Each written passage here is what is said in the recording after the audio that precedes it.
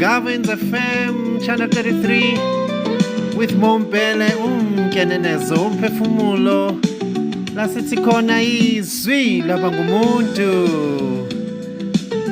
Umhlaka 2 kaFebruary 2026. Oh my God. Siyabonga uNkulunkulu phinde wasivusa futhi nanamuhla. Salibona usuku olusha. Kumusa njalo ukuvuka. Okusho ukuthi uNkulunkulu saneplan ngathi kuyasitshengisa lokho ngokuthi sivuke so niyaphila kodwa eAmerica, Asia, Europe, Africa. Yes, sithi igama lenkosi aliphakame kulezo zindawo. Intando kaNkulunkulu ayivele, ukulunga kaNkulunkulu akuvele kuwonke amakhono omhlaba. Siyakhuluma ukubusa kwenkosi yethu eyasidala, sithi akufezeke eyayicebile ngempilo zethu, ngoba siyazi ukuthi unecebo elihle ngathi, unecebo elihle ngesizwe sethu, ngezizwe zethu. uNkulunkulu uyasazi, uyakwazi esikudingayo. So siyabonga kakhulu nje. Thank you for ukuthi niqhubeke nilalele umsakazo Music Gavins, umkenenezo umphefumulo, okumsakazo ukukhulisa umuntu nokwenletha nje i-awareness kubantu, ukuthi abantu bazi ukuthi uNkulunkulu akasidalanga for no reason, but sinesizathu sokuthi sibe la emhlabeni.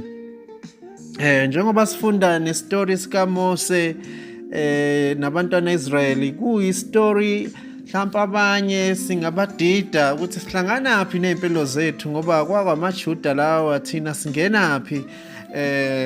So ngiyazi ke, kodwa ke ngiyazi ukuthi umoya kaNkulunkulu uyakwazi ukumchazela umuntu. Le story sisebenzisa because sinama dynamics amaningi asivezela impilo yethu njengabantu. Sometimes impilo ikukise ngathi kisekugqileni, ebugqileni kuvele neziphiwo zakho kubugqila. So kuye kudingakale ukuthi kube khona into ezokukhulula kubo. So istory sikaMose siyasivezela nje isithombe esikhulu, nokuthi sinalento ebizwa ukuthi promised land, izwe lokubusa, izwe uNkulunkulu asibekele lona. So sithatha lelo zwi njengokuthi liyizwe lesethembiso. So uNkulunkulu mayekunika izwi liyizwe lesithembiso, liyindawo ofika kuyo, and iqala mentally, iqala spiritually first, and then it goes to ingqondo, and then ibe siba manifest emzimbeni, then sesibona ke ithelo. So nalokhu ke siyakubona kule story sikaMose ukuthi iqala phi le ndaba, nokuthi uMose uyini kulesithembiso. Into eyenzalayo ke kithi njengoba siphila, njengoba kade sikhuluma nayizolo ukuthi kuningi okwenzeka. uMose ke sizoqhubeka indaba yethu.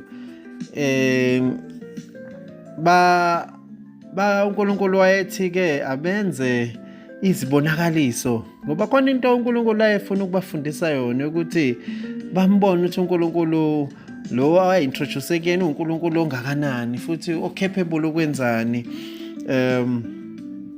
So let me read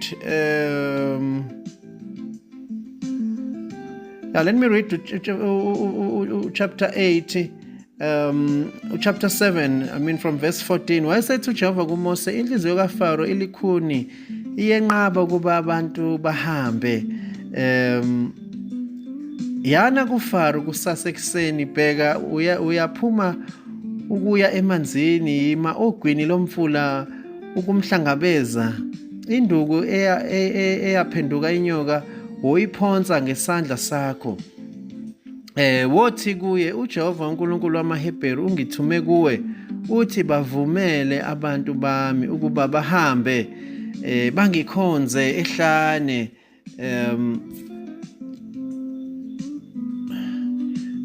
bangikhonze ehlane bheka kuze kube namanje awulalelanga. Shuthi uNkulunkulu umbusela uMose back to uFaro. And uFaro ikhanda lakhe liqinile, inhliziyo yakhe iqinile, ayifuni ukubadedela. So but sikhuluma kakhulu ukuthi isifundo sethu namhlanje esokulalela uNkulunkulu nokulalela izimiso zakhe, because one fanele sikwazi ukuthi main reason kakhulu yalezi zinto ezazenzeka kuFaro ezokuthi uNkulunkulu wayefuna ukufundisa uMose ukulalela, ukuobeya, unganaki ukuthi kuzokwenzakalani mawusha izinto. For example, ubatshela abantu ukuthi let's asihlangane nasikhulumeni as a family, uthi they don't listen to you. So uNkulunkulu akafuni ubheke ukuthi kuzokwenzakalani, uNkulunkulu ubheke ukuthi wenzani.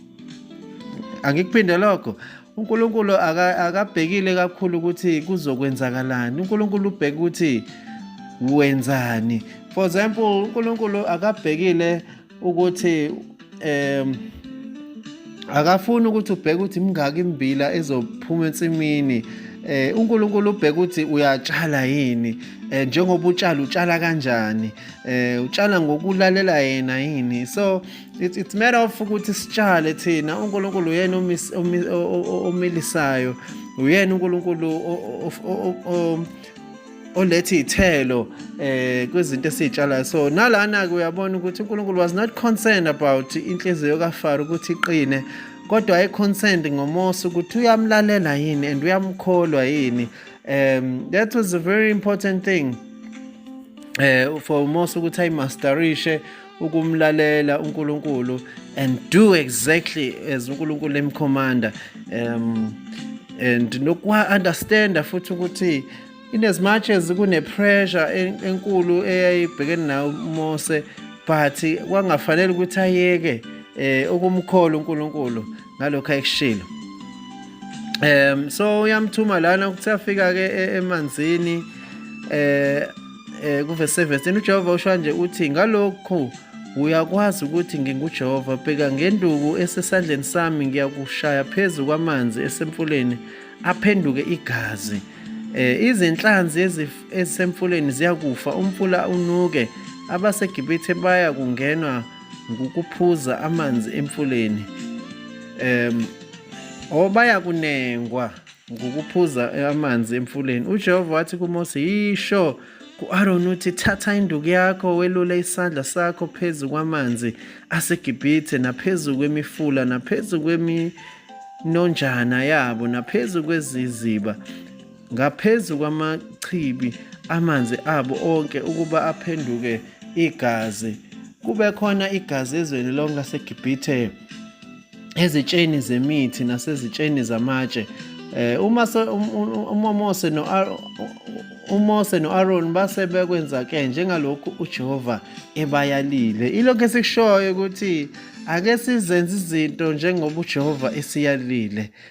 Kubalekile ukuthi sifunde ukuthi uNkulunkulu utheni kuwena ngezwi lakhe.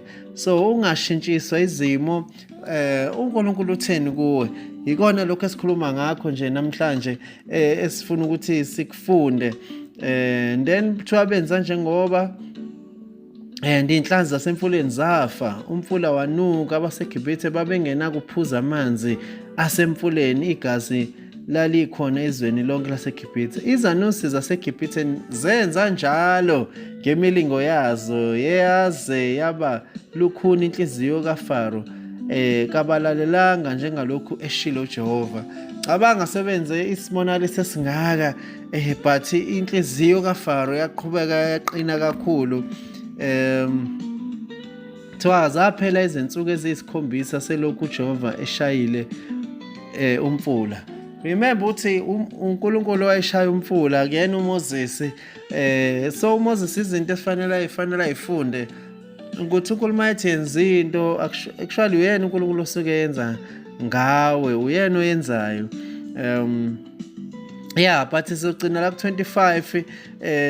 Bengifuna nje ukuthi namhlanje sifunde ukulalela, senze njengoba inkosi isiyalile, and lokho kuzosiphumelelisa empilweni futhi kuzosisenza ukuthi sibe ngabantu abakwazi ukuzwa nokulalela, ngoba akekho umuntu odlula umuntu olalelayo, because lowo muntu uyakwazi ukuzenza izinto ngendlela according to ama-instructions anikwe yona, and ku-possible ukuthi athole ama-results more than umuntu owenza izinto ngokucabanga kwakhe. Yeah, but besisho kanjalo nje kwi-morning drive, sizonibona in the afternoon la sithi khona izwi laba ngumuntu, umkenenezo, umphefumulo, Music Happens FM, Channel 33 with Bompele. All right, I'm gonna see you. Goodbye.